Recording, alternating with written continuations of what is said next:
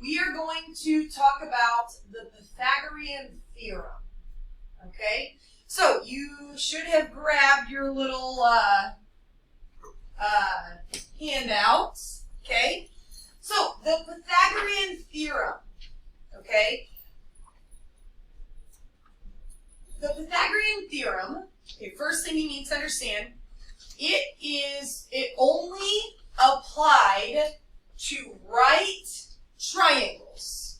It does not apply to rectangles. It does not apply to circles or pentagons. Only triangles and only specifically right triangles. Now, whenever you have a right triangle, these sides have different names that are going to be pretty important. Okay? The two sides that you see here, okay, that create the right angle.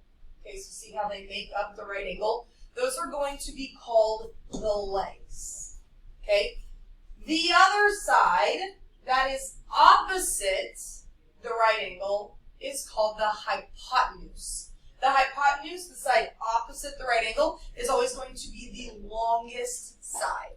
Okay? Now, for purposes of what we do on the back side, so go ahead and flip that on over. Okay? The Pythagorean theorem says, if you look at the words and it's a super wordy definition, it says the sum of the squares of the legs equals the square of the hypotenuse. Super wordy. Okay? Here's what it means. The sum of the squares of the legs. So A and B are going to be the legs. Now, so go ahead and identify those A and B. Now, it does not matter which of these is A and which of them is B. If you wanted to swap those around, it does not matter. But the side that does matter is the hypotenuse. That's C. And it has to be C. That's the only side that can be C. So to use the Pythagorean theorem, what you're going to do is you're going to take A and B, you are going to square them, and then add them. That's going to equal the square of the hypotenuse. Okay? So it's going to look something like this. So let's look at this little right triangle here. Let's say that this long side here is 4. This bottom here is 3.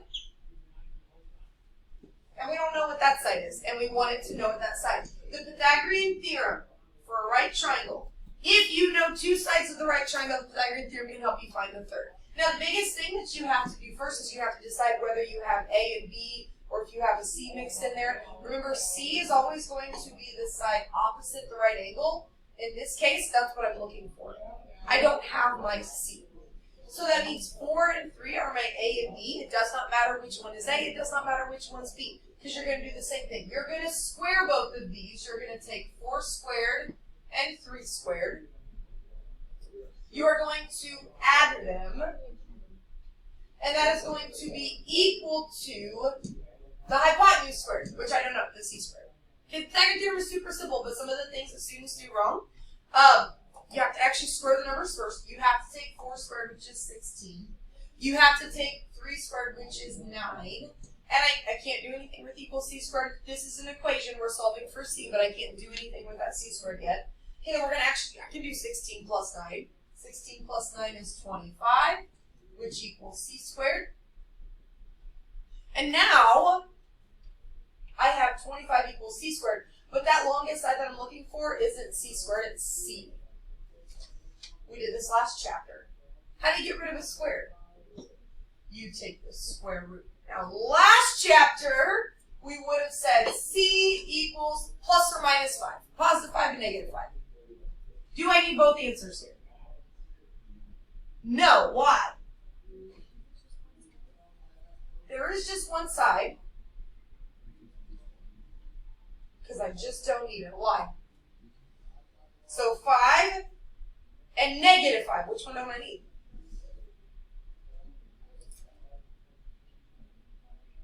The negative 5. Why? There's only one side. But why couldn't it be negative 5? Yes, you're kind of getting there. Not slope. You guys are on the right track. It's a side length. If I measure that, could it ever be -5? Did you ever get out a ruler and like, oh, that's -5 inches? No, it's 5 inches, right? You can't have a negative side length. So that's why that you only need the positive one. Okay? All right, so what I want you guys to do with this one, you're not going to glue in the entire thing because we did it on the front and the back. I cut out, you do not need to cut it out, but you're just going to put glue on one side so you can kind of open it up like a book. Okay? So go ahead and get that glued in. I'm not sure page number. You guys are going to have to help me because we do need, so what's the next open page number? 49. Okay, don't glue it on page 49 because page 49 is going to be your table of contents. This will be glued into page 51, section 10.1, the Pythagorean Theorem. Okay, so guys, for the most part, the Pythagorean Theorem is super simple. For the most part, what you're doing today is using the Pythagorean Theorem to find missing side lengths. So for number 1, let's say we have a triangle where A is 6 and B is 8. A is 6 and B is 8. Now these ones, the first thing you have to decide is what side are we missing. I have A and B, I'm missing C. The Pythagorean Theorem says a squared plus b squared equals c squared. So you're just going to plug the numbers in for the variables that they represent. So for this one, we're going to take 6 squared plus 8 squared equals c squared. That's what I'm looking for. I don't know what c is. And then you're going to square the 6. 6 squared is 36. 8 squared is 64. Still equals c squared, right? We're solving for c. So we need to solve for c squared first. So we're going to actually add these together. 36 plus 64 gives me 100 equals c squared. And then I don't want c squared, I want c. So I would square root both sides. We would get c equals 10. Now those ones are pretty simple when you're looking for c, but we could do something like this. What if we have a is 5 and C is 13. So notice this time I have A and C. I'm missing B. You do the same thing. You take A squared, so 5 squared, plus, I don't know what B is. So this time we're going to leave it as B squared equals, I know what C is. It's 13 squared. So 5 squared is 25. We're going to leave the B squared because I can't square B because I don't know what B is. Equals 13 squared is 169. Now, like we did last section whenever we were solving quadratic equations, if I'm trying to solve for B, I first need to solve for B squared. I need to move that 25 over. So I'm going to subtract 25 from both sides. So we have B squared equals 144. Remember from last chapter, you cannot square root both sides until it's just B squared. You can't have anything else over there, okay? And when you take the square root of 144, you should get that missing leg to be 12. Let's try a couple more of these. Okay, number 3, let's say B equals 6, C equals 7.5. So notice this time I'm missing A. So we're going to do A squared plus 6 squared equals 7.5 squared. And we're going to do the same thing that we did in number 2. We're going to leave the A squared as A squared. 6 squared gives me 36. 7.5 squared gives me 56.25. Just like the last one, you cannot square roots until that A squared is all by itself. So we have to subtract 36 first. Then when I do 56.25 minus 36, we get 20.25. Square roots. Now we can square root, and the square root of 20.25 gives me 4.5. All right, and last one here. Let's say A equals 4, C equals 15 over 2. Now, I know whenever we see fractions, we're like, fractions. Not a big deal, guys. Especially a fraction like this. 15 over 2, same thing as 7.5. Just use 7.5, right? I think we're much more comfortable with decimals. So we're going to take 4 squared plus, I don't know what b is, so we'll leave it as b squared, equals 7.5 squared. 4 squared is 16, plus b squared. 7.5 squared is still 56.25. We'll subtract 16 from both sides. So we would get b squared equals 40.25. Square root both sides, and then this one, I believe you have to round. Okay, it doesn't come out evenly, and it gives you about 6.3. Okay, so that is the main application of the Pythagorean theorem. If you know 2 sides of a right triangle, you can find the third. Yes? Can you have a negative side length of a triangle? Then no. Yep, great question. Great question. Okay, now we can also use the Pythagorean theorem almost in the opposite way. This is called the converse of the Pythagorean theorem, where the Pythagorean theorem says so the sum of the squares of the legs equals the square of the hypotenuse. The converse of that just kind of goes the opposite way. It says if you have a triangle where a squared plus b squared does equal c squared, if it works for the Pythagorean theorem, it has to be a right triangle. So I'm going to give you 3 lengths of a triangle. We're going to decide if it could be a right triangle. If it could be a right triangle, you should be able to take a squared plus b squared, and it should equal c squared. So, for example, if I have 15, 36, and 39. Now, if you remember what I told you, A and B are interchangeable, the legs. You can call this one A or this one A, or you can switch it around, but C is not interchangeable. You have to make sure you correctly identify C. How are we going to know if they don't tell me what C is? It's the biggest one. The hypotenuse is always the longest one. So, in this case, 39 is going to be my C. If this is a right triangle, I should be able to take 15 squared plus 36 squared, and it should equal exactly 39 squared. Well, 15 squared is 225.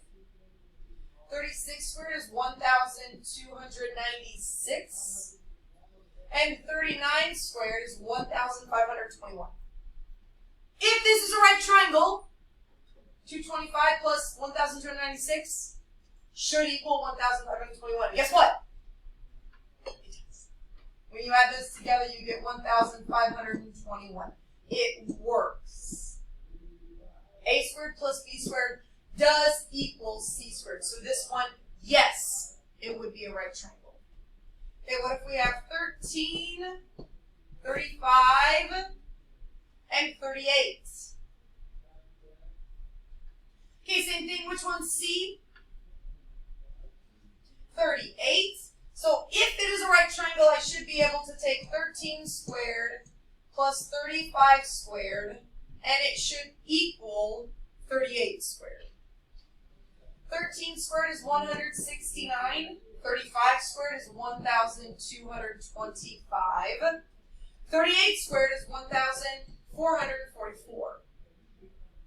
If it's a right triangle, these should be the same thing. But for this one, when you add those together, you get 1,394, which is close, but it doesn't matter. If they are not equal, it might be close to a right triangle, but it would not be a right triangle. Okay, then the very last thing you guys are going to have today, you'll have one word problem. Guys, on the word problems, draw a picture. Okay? So for this one, a jogger goes half a mile north and then turns west, okay? If the jogger finishes 1.3 miles from the starting point, how far west did the jogger go? Draw a picture, okay? We've got a jogger.